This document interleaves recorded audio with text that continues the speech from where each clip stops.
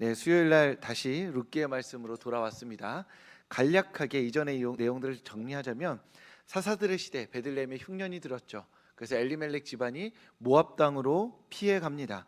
희망을 안고 갔던 모압에서 엘리멜렉과 아들 둘이 모두가 죽고 나오미와 며느리 둘만 남은 상황이었습니다. 그리고 그때 이 집안에 한 가지 소식이 들려옵니다.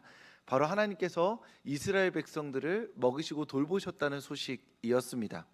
예전에 베들레헴의 흉년 때 모압 땅은 먹고 살만하다라는 소식을 듣고 모압 땅에 갔던 것처럼 이제 모압 땅에 있으니 베들레헴이 먹고 살만하다라는 소식을 듣고 베들레헴으로 돌아가게 되었던 것이죠. 나오미는 이 소식을 복음으로 받아들였습니다.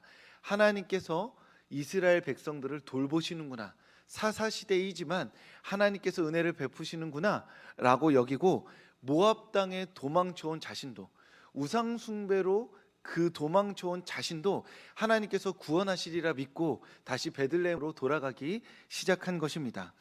복음의 소식에 놀라운 점이 바로 여기 있습니다. 우리는 구원받은 사람을 보면 그가 구원을 받았으니 배가 아프고 시기 질투하는 것이 아니라 그의 구원받음으로 말미암아 나 또한 구원받을 가능성이 있다고 희망을 품게 된다는 것이죠. 만약 우리 중에 구원을 받은 사람들이 다른 사람 구원받기를 무언가 질투하고 시기하면서 저 사람만큼은 구원 안 받았으면 좋겠다는 마음이 있다면 그 사람은 아직 복음으로 변화되지 않은 사람입니다. 물론 구원받지 않았으면 하는 사람이 있죠. 우리가 죽어서 눈에 떴을 때 천국에 같이 있고 싶지 않은 사람이 인간적인 마음으로는 있는 건 사실입니다. 그 사람만큼은 없었으면 좋겠다는 그 악한 마음이 있을 수 있지요. 그런데 그 인간적인 악한 마음과 별개로 구원이라 함은 구원받은 사람은 시기 질투하는 것이 아니라 저 사람마저도 구원받았다면 나에게도 기회가 있겠구나 라는 마음에서 구원받음은 희망을 고백하게 만드는 하나님의 특별한 은혜가 되는 것입니다. 그런 의미에서 우리 또한 이 예수 그리스도의 구원의 소식이 나뿐만이 아니라 만민에게 복음임을, 기쁜 소식임을, 희망임을 기억하시기 바랍니다. 그래서 때를 따라서 주님께서 우리에게 기회를 주실 때 우리가 받은 구원을 고백하고 우리 곁에 있는 이들을 그 구원의 희망 가운데 초대할 수 있는 성도님들 되시기를 소망합니다. 이렇게 나오미와 룻 그리고 오르바, 즉 나오미가 두 며느리와 함께 베들레헴으로 길을 떠납니다. 처음에는 그 두 며느리와 함께 베들레헴에 갈 계획이었습니다. 그런데 길을 가다 보니 이 두 며느리를 데리고 가는 게 도저히 말이 안 되는 일이라는 걸 나오미가 깨닫게 되죠. 왜냐하면 이 두 사람은 이제 베들레헴으로 가게 되면 결혼도 못할 것이고 평생 자기를 봉양해야 하며 게다가 가난하게 살 게 정해져 있었기 때문입니다.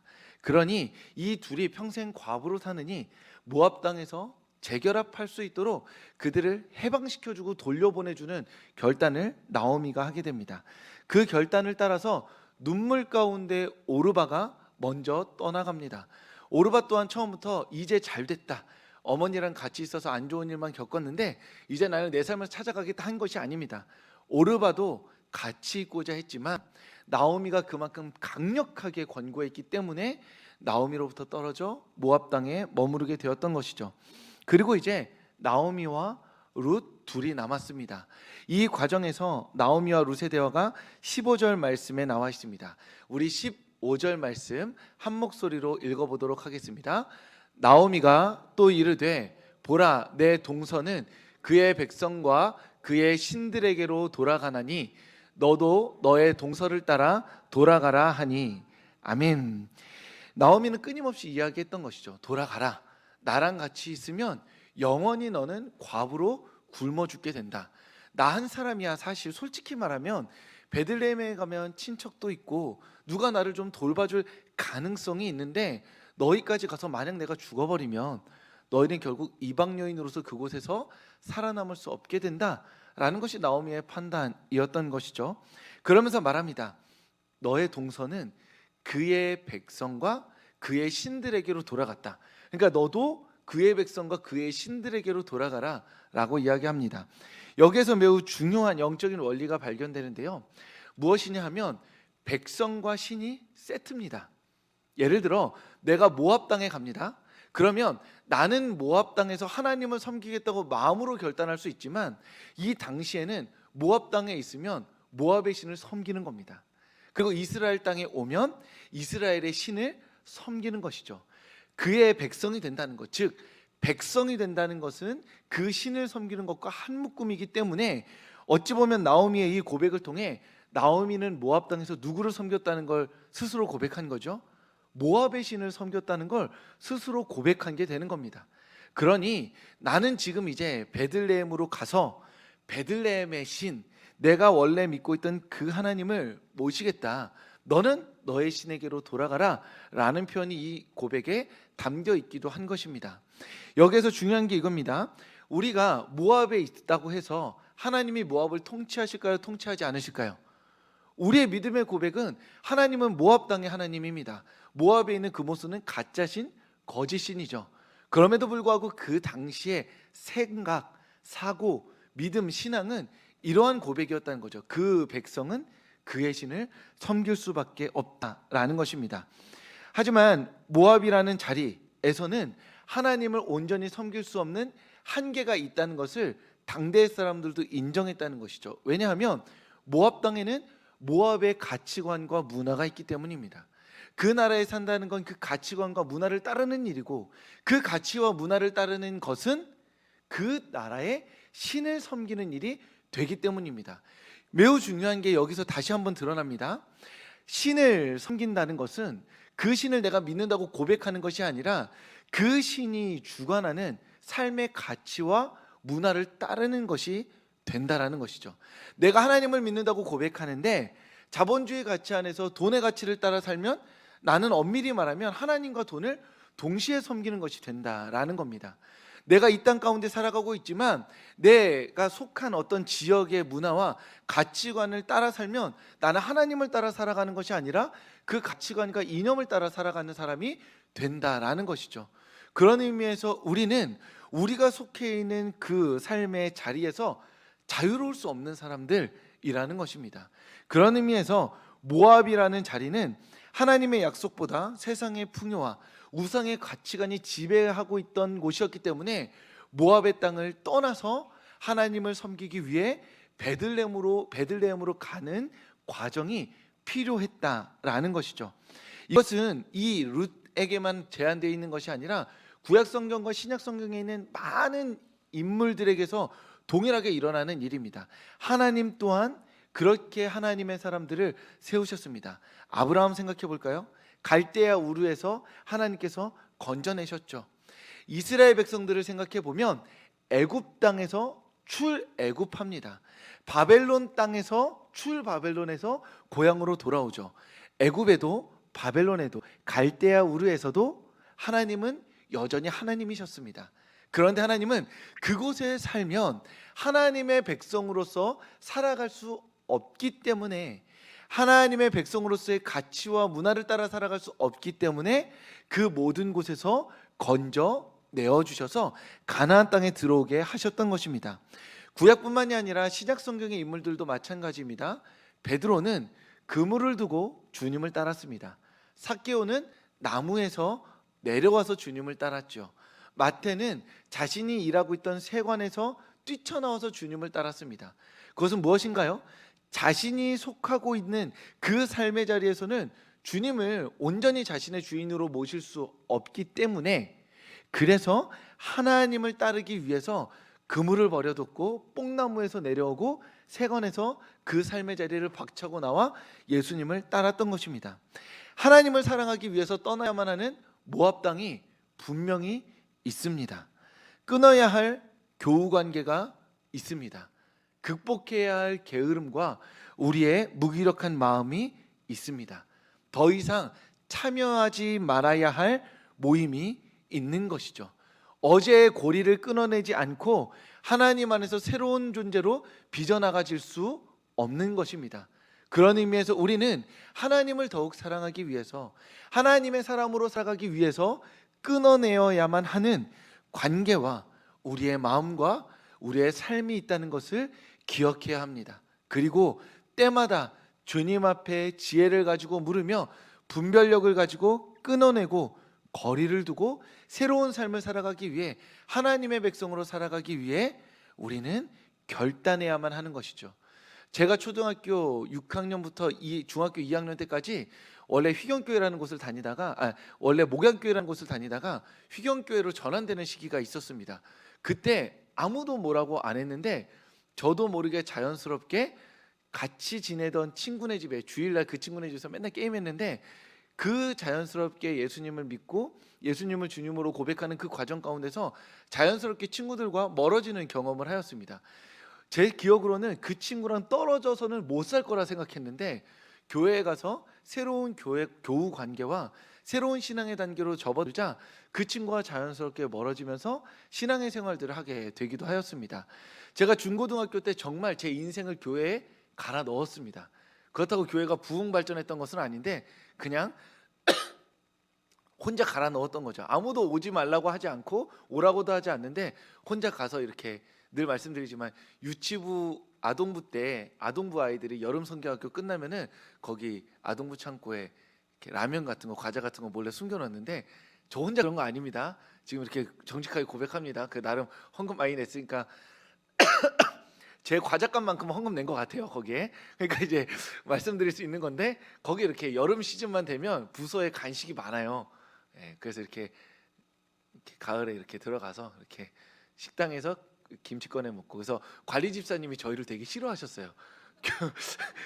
식당 몰래 들어가는 건 괜찮아요. 그건 뭐 어쩔 수 없잖아요. 근데 몰래 들어가고 창문 안 닫고 오고 문 잠근 거 열어놓고 나오니까 관리 집사님 굉장히 저희를 싫어했습니다. 그러니까 저는 중학교 고등학교의 인생을 진짜 교회에다가 갖다 바쳤는데, 저는 그래서 교회 없이 못 살 줄 알았어요. 교회 친구들 없이 못 살 줄 알았습니다. 근데 신앙의 도약을 하게 되면서 대학교 때 친구들과 일정 시간 멀어지는 시간이 있었습니다.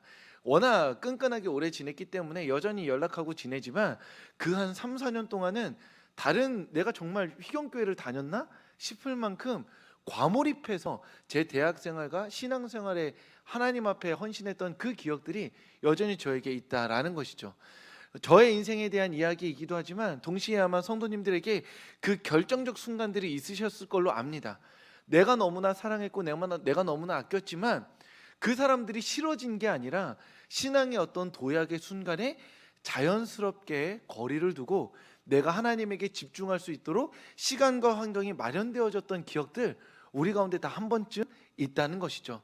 우리가 그 시간들을 매번 맞이해야 된다는 겁니다.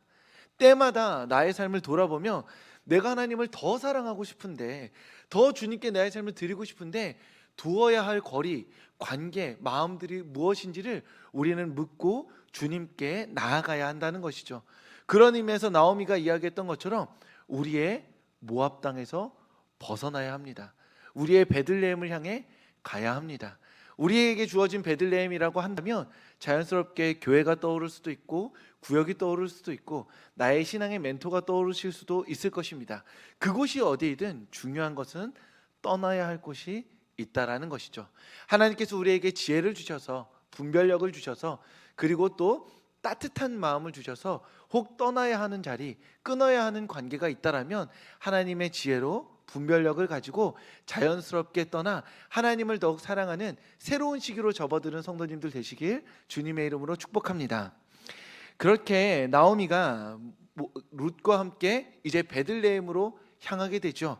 룻은 나오미에게 자신이 하나님만을 섬기겠다라고 고백하며 이야기하게 됩니다. 16절의 말씀인데요, 우리 16절 룻의 결단의 말씀 함께 읽도록 하겠습니다. 어머니의 백성이 나의 백성이 되고 어머니의 하나님이 나의 하나님이 되시리니.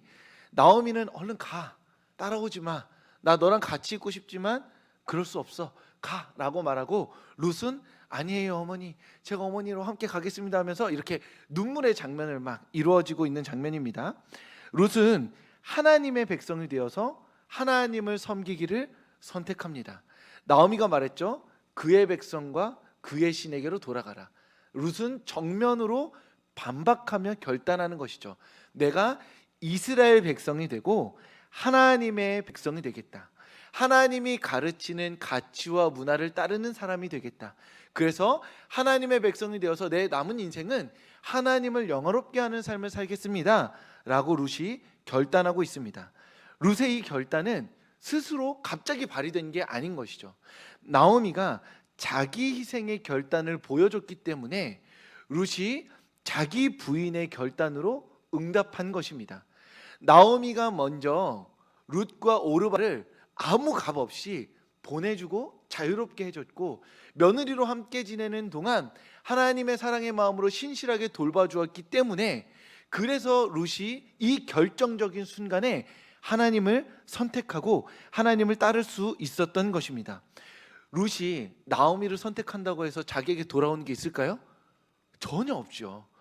그런데 이스라엘 백성들, 제가 앞서 말씀드렸던 아브라함이나 다른 여타의 사람들은 이렇게 하나님을 선택하는 순간에 자신에게 돌아올 복이 있었습니다. 대가가 있었습니다. 아브라함은 어떤 약속이 있었죠? 너 아들 줄 거야. 그리고 큰 민족이 될 거야 라는 복의 약속을 받았던 사람들입니다. 출애굽한 이스라엘 백성들에게는 어떤 약속이 있었죠? 가나안 땅에서 노예가 아니라 자유민으로 살게 될 거야. 바벨론에서 온 사람들은요, 그 사람들에게선 고향 땅에서 새로운 나라를 건국하게 될 거야 라는 희망이 있었습니다.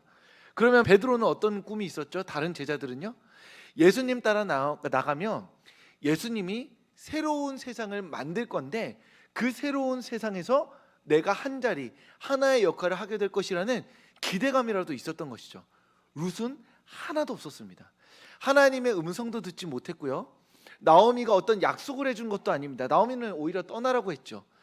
오로지 룻이 하나님의 백성이 되기로 선택한 유일한 이유가 있다면 나오미의 자기 희생 때문인 것입니다.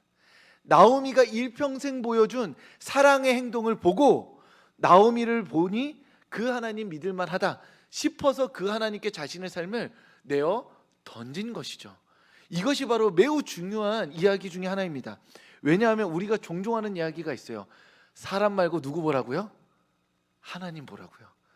교회에 대한 여러 가지 막 안 좋은 이야기 들리면 사람 말고 하나님 보셔야죠. 우리 하나님 얼마나 좋은 분인데요 하는데, 사실 하나님의 사랑은 언제나 누구를 통해 드러나죠? 사람을 통해 드러납니다. 하물며 예수 그리스도 또한 인간이었고 그 인간으로서 십자가에서 그 사랑을 보여주신 분이셨죠. 하나님의 사랑은 언제나 사람을 통해 이 땅 가운데 드러납니다.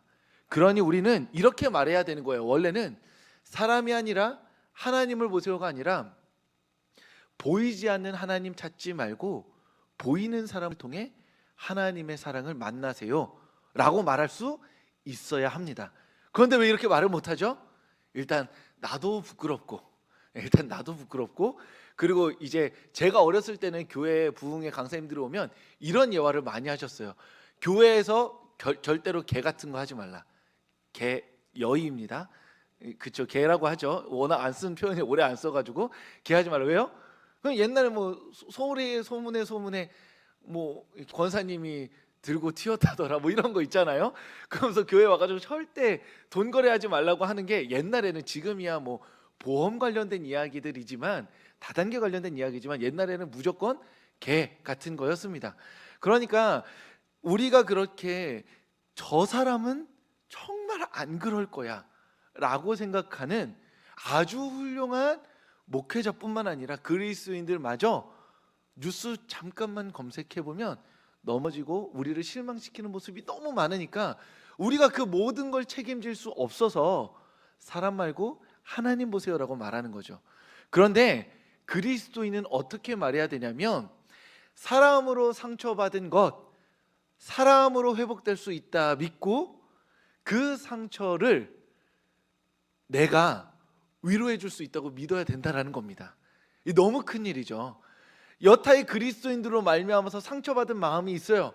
그 상처는 누구로 치유받을 수 있는 거죠? 하나님을 진실하게 사랑하고 오늘도 주님을 위해 살아가고자 작은 결단을 매일 내리는 나와 같은 사람들을 통해 그 큰 상처가 치유받을 수 있다라는 것이죠.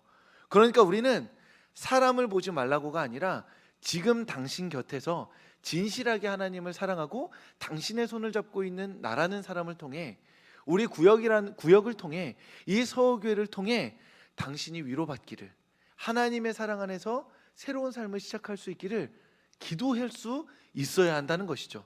그런 의미에서 우리는 이 기독교의 모든 잘못에 무한한 책임이 있는 겁니다. 저에겐 무한한 책임이 있고 우리 모두 책임이 있는 거예요. 우리가 그저 손가락질하고 비아냥대면서 저기가 문제야, 나는 안 그래, 이런 식으로 맞이할 게 아니라 그 모든 잘못으로 인하여서 상처받은 사람들의 마음을 치유하기 위해서 주님, 나를 사용하여 주시옵소서. 내가 주님을 사랑하는 이 진실한 오늘 하루 사랑의 삶을 사용하여 주셔서 저 사람이 하나님의 사람으로 말미암아 상처받았다면 하나님의 사람인 나를 통하여서 사랑으로 위로받게 해달라고 그 큰 기도를 감당하는 것이 바로 그리스도인이라는 것입니다.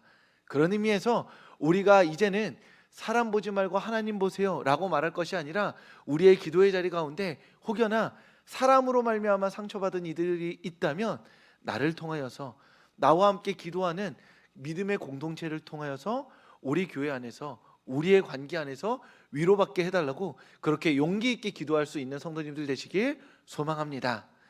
이제 나오미와 룻이 베들레헴에 도착하게 됩니다. 성경은 이때가 보리추수의 때라고 이야기합니다. 하나님께서 이스라엘을 돌보시고 있다는 것을 뭘로 보여주는, 시각효과로 보여주시는 거예요. 아, 저렇게 추수할 때가 많구나. 저기에 내가 빌부터 먹을 것 하나 없겠냐. 이 이스라엘 땅에 겸손하고 진실하여서 저 남은 것들 좀 나눠줄 사람 없겠나 라는 희망의 시각적 효과가 보리추수로 이렇게 쫙 펼쳐져 있는 겁니다. 그럼 나오미는 그걸 보면서 그래, 오길 잘했어 라고 생각을 해야 하는데, 이제 조금 극적으로 설명하자면 동네에 말하기 좋아하는 이제 온 성읍의 사람들이 몰려 나옵니다. 성경에 보면 그 나오미가 오니까 갈 때는 얼마나 기세등등하게 갔겠어요. 막 가난하게 막 이렇게 간 게 아니라 나 모압 땅에서 한번 새로운 삶을 살게 라고 갔는데, 돌아오는 모습을 보아하니 남편도 아들도 없고 어디 이방인 며느리 하나 데리고 오는 모습을 보니 너무나 보잘것없고 초라했던 거죠. 그래서 사람들이 이렇게 말을 보탭니다. 진짜 나오미냐? 그 이름에 있는 기쁨, 희락, 네가 정말 이곳 가운데서 기쁨과 은혜가 넘치던 사람 맞냐? 라고 그 말을 보태는 겁니다. 안 해도 되는데 그렇지 않나요? 그 누가 봐도 기쁨이 아닌 상황이잖아요. 남편도 없고 아들도 없는데 굳이 그 말을 보태어서 나오미가 겪고 있는 비참함을 극대화시켜줍니다. 그 나오미도 사실은 조금 자신감 있게 뭐야, 나는 이제 여기 기쁨으로 회복되려고 왔어, 하나님이 나 구원해 주실 거야 라고 말하면 좋은데, 나오미 마음에도 죄책감이 있죠. 내가 모압에서 모압의 신을 섬기다가 다시 하나님께로 돌아왔으니 자신감이 없는 겁니다. 그래서 이야기하죠. 이제 나 나오미 아니야, 마라, 괴로움이야 라고 이야기하고 있는 것입니다.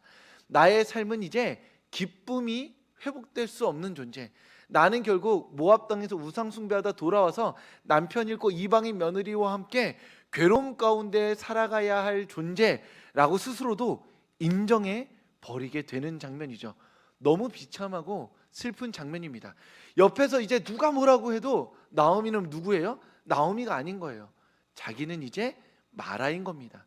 자신의 삶을 인정하지도 긍정하지도 축복하지 못하는 상태로 돌아와 버린 것입니다. 그 삶의 자리에서 그렇게 비참한 모습 가운데 놓여있는 나오미의 이야기가 인간적으로 보자면 너무 슬프지만 영적인 눈으로 보자면 우리에게 한 가지 교훈을 주는 것이죠. 그것이 무엇이냐? 하나님의 자녀들은 하나님의 다스림 안에서 기쁨을 누릴 수 있는 존재들입니다. 그런데 만약 하나님의 다스림을 떠나서 하나님의 통치 바깥에서 하나님의 삶과 가치와 그 문화들을 따르지 않고 모압 땅에서 살아가기를 자초한다면 그의 인생에 마라, 괴로움이 찾아올 수밖에 없다라는 것이죠. 마치 탕자가 아버지의 곁을 떠나서 돈 싸들고 이방 나라로 갔다가 그곳에서 돼지우리에서 아버지의 품을 그리워했던 것처럼, 모든 하나님의 자녀들은 하나님의 품 안에 있을 때 하나님 안에서 온전한 행복과 기쁨을 누릴 수 있는 존재들이라는 것입니다. 하나님을 떠난 존재들은 마라, 괴로움일 수밖에 없고, 하나님에게 돌아온 자들은 나오미, 기쁨일 수밖에 없다는 것을 이 나오미의 탄식 가운데 우리는 보게 된다는 것이죠. 나오미는 결국 자신을 무엇라 말하냐면 마라라 규정합니다. 우리 또한 그렇죠. 우리의 삶은 스스로 규정합니다. 스스로에게 말합니다. 내가 더 잘난 사람이든 못난 사람이든 나를 어떻게 평가하든 결국 나는 나의 말로 나를 규정합니다. 그래서 어려운 일이 있고 힘든 일이 있을 때 사람들의 말과 나의 생각을 판단하여서 나는 끝났어 라고 이야기하죠. 내 인생은 괴로움이야 라고 말합니다. 물론 우리의 자유인이 말할 수 있죠. 하지만 하나님은 하나님에게 돌아온 그 사람에게 보리추수의 날을 보여주고 계십니다. 네가 너의 삶을 말하라 한다 할지라도 너의 삶에 다시는 나오미가 들어올 수 없다고 고백한다 할지라도 나는 나에게 돌아온 너를 먹이고 살리겠다라고 보리추수의 날을 통해 말씀해주고 계신 것이죠. 탕자가 아버지께로 돌아왔을 때 아버지가 탕자를 품에 안고 축복해 주었던 것처럼 하나님은 네가 지금 모압에서 3년, 10년, 15년, 20년 동안 방탕하게 살았든 우상 숭배를 했든 그 삶의 자리에서의 괴로움을 나는 기억하지 않는다. 나에게 돌아왔으니 이제 너의 삶에 기쁨이 시작될 것이다. 내가 너를 먹이고 내가 너를 살릴 것이니 그저 나의 자리로 돌아오라 라고 오늘 우리에게 말씀해 주고 계신 것입니다. 우리가 믿고 있는 한 가지가 이것이죠. 내가 아무리 엉망진창인 삶을 살았다 하더라도 하나님의 은혜를 간구하며 돌아올 때 그때 하나님은 탕자의 아버지와 같이 나를 안아주실 것이라는 그 희망이 우리가 가진 유일한 믿음인 줄 믿습니다.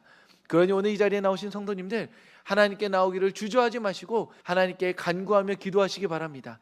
하나님은 하나님께 나오는 모든 백성들에게 하나님의 보리추수의 날로 먹이시고 입히시고 다시 살리실 줄 믿습니다. 그러니 다시 살리실 그 주님을 믿고 기대하며 오늘 이 시간 기도의 자리 가운데 우리의 삶을 기꺼이 드리는 성도님들 되실 수 있기를 주님의 이름으로 축복합니다.